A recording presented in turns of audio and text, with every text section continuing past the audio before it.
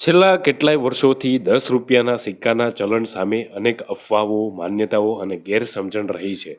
સરકાર દ્વારા અને જવાબદાર વિભાગ દ્વારા પણ આ તમામ બાબતે લોક જાગૃતિ ફેલાય અને 10ના સિક્કાનું ચલણ બજારમાં અવિરત રહે તે માટેના અનેક પ્રયાસો કરવામાં આવી રહ્યા છે. તેમ છતાં આ ગેરમાન્યતા અનેક સ્થળોએ હજુ પણ લોકોના મનમાં સવાર થઈને રહી છે અને તેમાં પણ ખાસ કરીને આપણા ગુજરાતમાં સૌરાષ્ટ્રના મોટા ભાગના જિલ્લાઓમાં આ માન્યતા હજુ પણ અમુક અંશે યથાવત છે.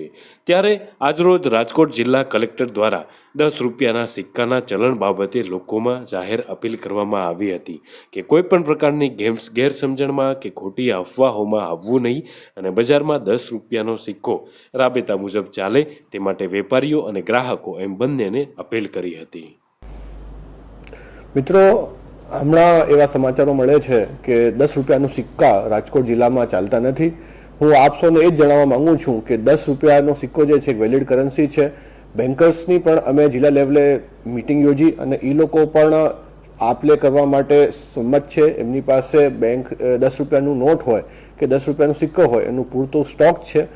બધા વેપારી મિત્રોને હું વિનંતી કરીશ કે જો આપ એક સ્ટીકર પોતાની દુકાન બહાર ચોંટાડશો કે 10 રૂપિયાનું સિક્કો સ્વીકારવામાં આવે છે તો જે જનતાને આ હાલાકી ભોગવી રહ્યા છીએ એમાંથી અમને રાહત મળશે. એકવાર ફરી હું દોહરાવું છું કે 10 રૂપિયાનો સિક્કો એક વેલિડ કરન્સી ચલણ છે જેને બધાને સ્વીકારવાનું થાય છે અને એ દિશામાં જિલ્લા પ્રશાસન કાર્યશીલ છે.